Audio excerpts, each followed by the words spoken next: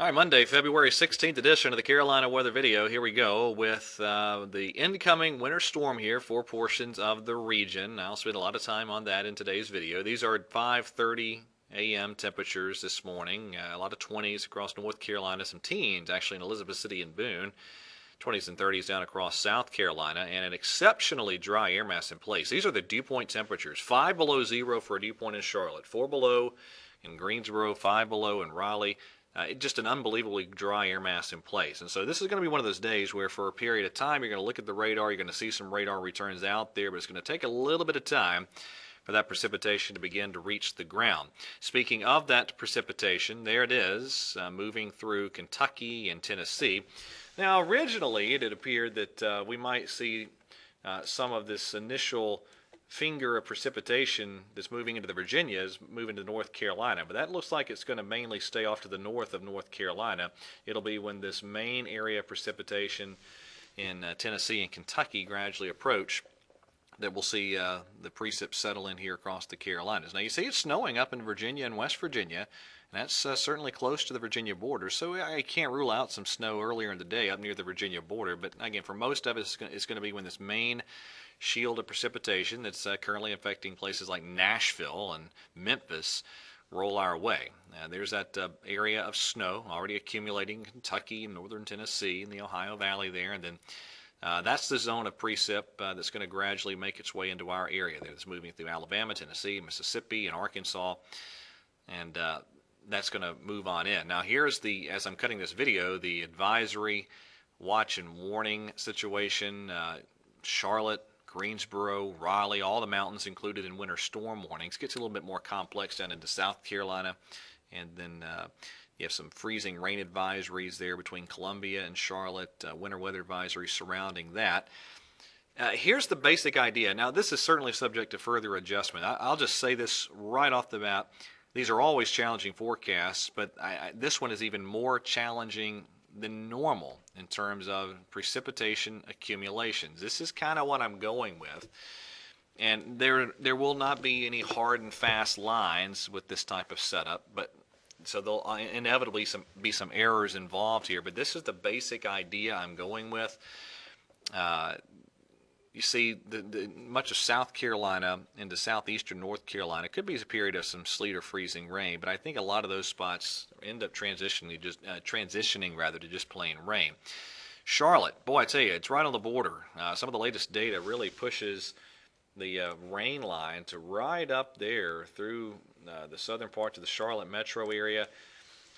The modeling may be underdoing the cold temperatures, but it's something to get your attention.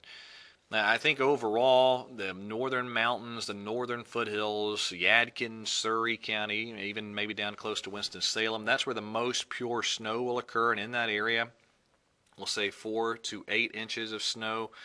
Then you get down to Greensboro and Burlington and Lexington and Salisbury and Hickory, and that's where you're going to see snow transition to sleet, and that'll cut down on the total snow and sleet accumulations, and there could be a minor glazing of some freezing rain in some spots, but I think that blue zone avoids most of the freezing rain. But then you get down into places like Charlotte and Gastonia and Concord and Albemarle over toward Raleigh.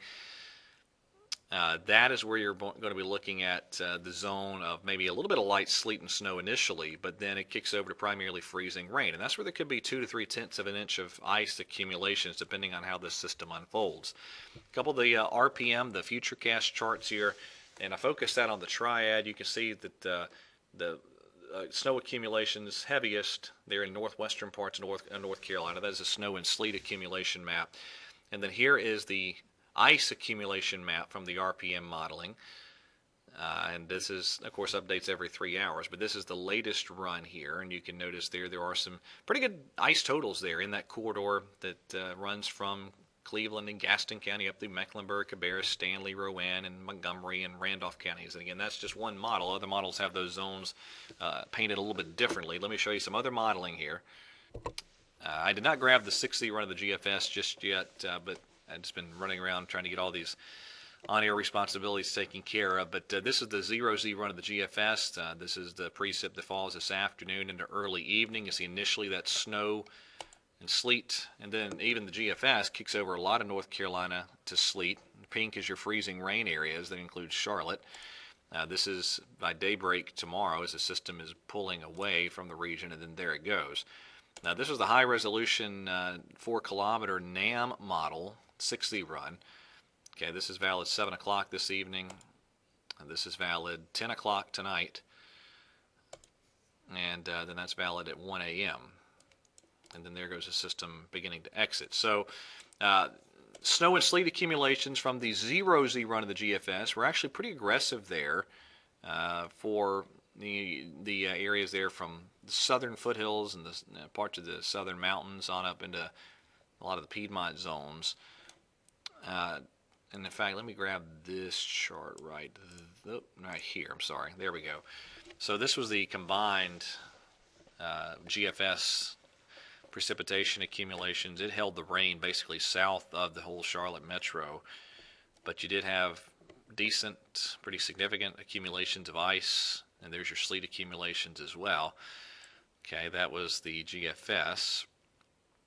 Let me go here. Now this is what I'm talking about. This is the Canadian, regional Canadian, the RGEM, and it oftentimes does very well in these types of situations, and it puts down some snow and some sleet, and then you see the transition zone to freezing rain in those areas I've kind of outlined. Now this is what I've been watching. This updates every hour, but this is the RAP, one of the very high resolution rapid update models, and notice it's kicking Charlotte over to rain, and all the upstate over to rain tonight. That's valid early this evening, actually.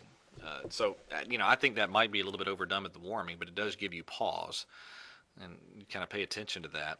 Now, we need to mention this, too.